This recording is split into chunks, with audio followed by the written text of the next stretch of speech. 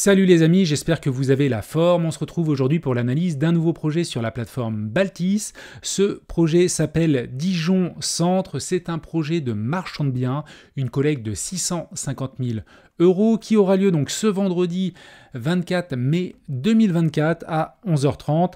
Il y a deux autres projets également là en cours, enfin qui vont bientôt être collectés ce jeudi également sur la plateforme Baltis. Mais personnellement, voilà, celui-ci est vraiment très qualitatif, correspond vraiment à mes sensibilités. C'est pour ça que je n'ai pas pu me retenir de faire une vidéo. Donc on va analyser cela. Comme d'habitude, quelques avertissements. Bien sûr, je vous rappelle qu'il y a des risques en crowdfunding immobilier de perte partielle ou totale du capital investi. Il y a également des risques d'illiquidité et de retard. Je vous rappelle que les performances passées ne préjugent pas des performances futures. Je donne également dans ces vidéos d'analyse que je fais régulièrement uniquement mon avis à titre informatif, ce n'est pas un conseil en investissement. Et enfin, je peux partager des liens d'affiliation ayant certaines collaborations commerciales avec des plateformes, et c'est notamment le cas avec la plateforme Baltis. Alors pour retrouver tous mes partenariats et collaborations commerciales, tu auras un petit lien en description. Tu pourras donc arriver sur cette page-là et ici, j'ai toutes les offres donc sur le crowdfunding immobilier. Ce sont des liens affiliés et donc pour la plateforme Baltis sur laquelle tu peux investir à partir de 100 €, eh bien, écoute, tu peux avoir 25 € de bonus sur ton premier projet. Alors, donc on va analyser donc ce projet. J'ai fait une petite synthèse donc dans un Google Word, tout simplement, ou plutôt un Google Docs.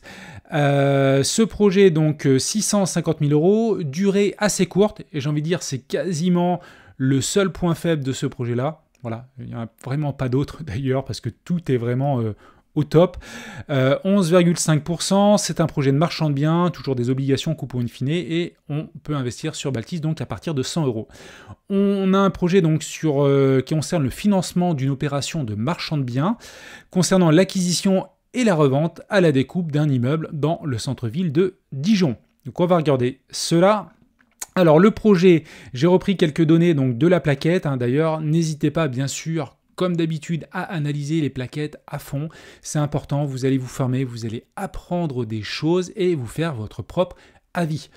Le projet donc Dijon Centre consiste à financer une opération de marchand de biens portant sur l'acquisition et la revente à la découpe d'un immeuble au 4 rue Charrue, 1 rue Berbisey. Donc on va regarder ça. Il est également, en fait, c'est un bâtiment, un petit immeuble qui est à l'angle entre une place et une rue.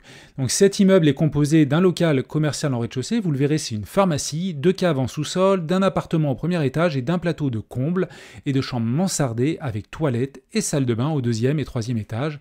Et il y a également 2 places de parking en cour intérieure. L'ensemble représente un total de 441 m², donc c'est une belle surface habitable, et également 200 m² de locaux commerciaux donc pour la pharmacie. Alors, on a l'adresse, on va aller faire un petit tour sur Google Maps comme d'habitude. Alors, Dijon, voilà, pas loin de Troyes, enfin pas loin, tout est relatif. On a Besançon ici, on a Lyon donc au sud. Et comme vous allez le voir, on est vraiment dans le centre, très très bien placé. Donc ça, c'est la rue Berbisey. Et notre projet se situe, voilà, c'est cet immeuble-là. Alors je vais vous montrer, voilà, les visuels. C'est donc la pharmacie.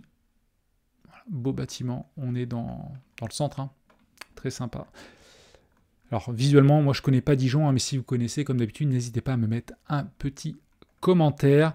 Toujours intéressant d'échanger avec les personnes qui connaissent les emplacements. Donc voilà cette petite vue de la pharmacie. Je vais aller de l'autre côté, voir si on a d'autres éléments. Alors c'est assez profond, on voit, là il y a une entrée. Hop, ici, voilà, je vais y arriver. On a une petite entrée ici. Derrière, sûrement des espaces de stockage pour la pharmacie. Donc voilà ce bien. Alors, on va revenir donc sur ma petite synthèse. Alors, le bilan financier, 650 000 € donc, de collecte. On aura un prix de revient de 670 000 €. Donc ça, après, ça intègre bien sûr les frais Baltis et pas mal de petites charges. Il y a le détail dans la plaquette, donc n'hésitez pas à la télécharger encore une fois. Et le prix de revente est d'1 065 000 € avec une marge donc, de 28%. Sachant donc qu'on revend plusieurs lots. Il y a la pharmacie pour 350 000 €. On a également le plateau d'habitation de 105 mètres carrés, donc 390 000 €. Et puis on a toute la surface également de plateau de combles et chambres de bonne. Donc là, il va y avoir des travaux, mais ça sera pour le futur acquéreur, parce que dans ce projet-là, on n'a pas de travaux. 310 000 € et 2 places de stationnement. Donc tout ça fait qu'on arrive à un peu plus d'1 million, avec une petite marge, donc de belle marge, hein. 28%, on aime ça hein, quand c'est comme ça. C'est quasiment 300 000 € de marge, bah, c'est top. Point fort du projet, on est quasiment à 100% de préco. On a un compromis de vente qui a été signé donc pour le R+1, R+2 et R+3. Et on a une offre d'acquisition. Donc là, on n'a pas de compromis encore, donc c'est plus light. Hein, mais ça montre quand même de l'intérêt pour la pharmacie en rez-de-chaussée. Pour les places de parking, il n'y a rien. Bon, ça représente 15 000 €. C'est marginal. Bon, je pense que ça devrait se trouver preneur. Peut-être qu'il a mis le prix peut-être un peu cher.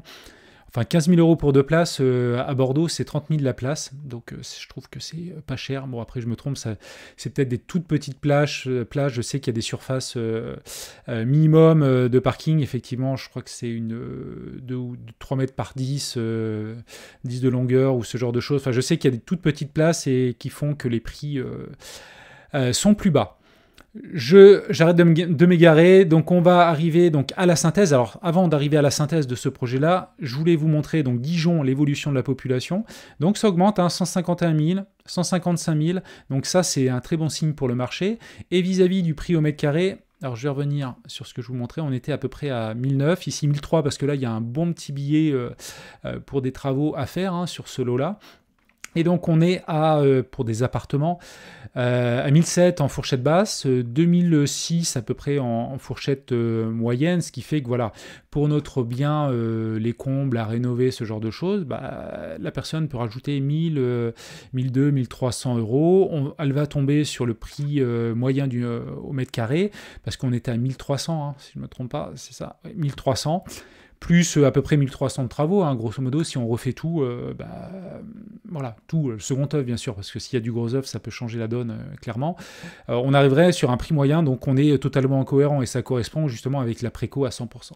Alors le marché, comment ça se passe à Dijon? Bah, il y a une augmentation depuis 10 ans, alors c'est pas un marché hyper porteur, ça a baissé depuis 2 ans, bon, avec la crise ukrainienne, la hausse des taux, la hausse des prix des matériaux, tout ça a eu un gros impact sur les ventes, donc le marché c'est un petit peu tombé. Après, moins 5%, on a vu des zones où c'était moins 10%, donc voilà, faut une petite baisse, hein. Après c'est ça, hein, c'est comme en bourse, des fois ça peut pas monter to the moon à 100%, c'est important, voilà, que le marché s'assainisse un petit peu. Côté maison, je crois que c'est un petit peu moins marqué la baisse, voilà. Donc côté appartement, une petite baisse, mais vis-à-vis du prix de sortie au mètre carré, on n'est pas très haut et on est totalement cohérent, et ça c'est important. Donc la petite synthèse importante, hein, c'est important de vous définir des critères de sélection de projet. Donc déjà la rentabilité annuelle, on est à 11,5, ce qui correspond globalement à la moyenne, voire même peut-être un petit peu au-dessus de la moyenne du marché du crowdfunding immobilier. On a un très bon emplacement, on est au centre, voire même l'hypercentre de Dijon, donc ça c'est top. On a une préco à 99%, bien sûr il n'y a pas les 2 places de parking, sachant que, attention, avec des pincettes, il y a une promesse et une offre pour le local, donc rien n'est sûr à 100%, il y a toujours des conditions suspensives, donc attention. Marge de 28%, bah ça laisse la possibilité justement de baisser un petit peu les prix, s'il y a besoin, déjà là vis-à-vis des promesses, et de la préco à 99%, a priori, bah, il n'y aurait pas besoin. C'est-à-dire qu'on est dans le juste, on est vraiment cohérent dans la stratégie de revente. On a une hypothèque inscrite de premier rang sur l'actif et les cautions notariées, donc ça c'est parfait. On a une LTA donc de 98%. Alors je reviens là. Là, c'est pas la collecte, c'est le foncier hein, que j'ai fait une petite coquille. Donc on est une couverture hypothécaire globalement un tout petit peu au-dessus de 100%, donc une LTA de 98%. Risque hypothécaire faible, hein, à 1000 € le mètre carré. Et on a également des données un petit peu plus détaillées vis-à-vis de la valeur nette du patrimoine du porteur de projet. On va revenir sur le porteur, hein, c'est le père et le fils, mais bon, 10 500 000 de patrimoine net, c'est pas mal. Et enfin, un projet qui n'a pas de travaux. Alors, qui pilote ce projet? Bah, c'est un opérateur, alors il y a le père et le fils, mais le père a 27 ans d'expérience, donc autant vous dire qu'il a déjà vécu des projets, qu'il a eu des galères et clairement qu'il va avoir énormément d'expérience. C'est un opérateur qui a déjà remboursé 3 collectes, même plus de crowdfunding. Il y en a d'autres qui sont en cours. L'opérateur alors télécharger la plaquette, encore une fois, hein, je ne peux pas tout partager dans mes vidéos, mais la société est saine hein, vis-à-vis du bilan, dernier bilan financier obtenu. Et on a des fonds propres à hauteur de 16%, au-dessus de 15%, pardon, c'est bien.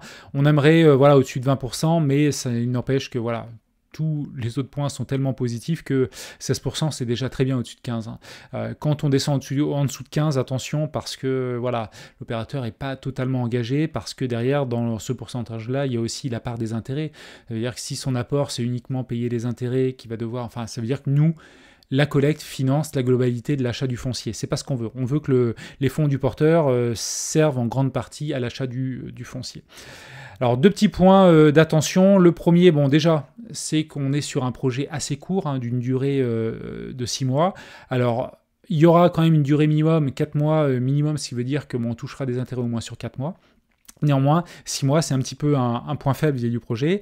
Et attention également à ce porteur qui a quand même quelques opérations en cours pour un montant de 41 millions d'euros. Alors après, la société reste saine, hein, il n'est pas sur l'effet de levier maximum, mais après, avec son expérience, il multiplie les opérations, c'est normal. Il va chercher des financements auprès des banques, mais aujourd'hui, les banques sont frileuses, donc il va chercher du financement auprès des plateformes de crowdfunding immobilier parce que ça lui permet d'avoir de l'argent assez rapidement, à un prix assez conséquent, bien entendu, parce qu'il paye des intérêts de manière non négligeable, hein, on est au-dessus de 10%, mais ça lui permet de multiplier les projets, de préserver un petit peu sa poche de fonds propres, et donc du coup, il multiplie les opérations.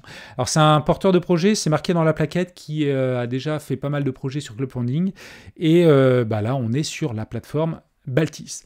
Donc voilà sur ce beau projet. Alors personnellement, moi j'ai réservé, hein, on peut solliciter la plateforme pour réserver, n'hésitez pas à le faire si c'est le cas.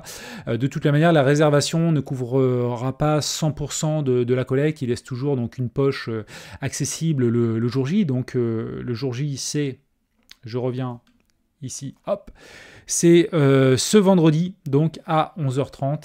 Et voilà, c'est vraiment un beau petit projet qui correspond, de mon point de vue, totalement à mes critères de sélection, parce qu'on a une très belle couverture hypothécaire, on a une belle marge, on a une cohérence, une préco aussi, et beaucoup de choses très positives sur ce projet.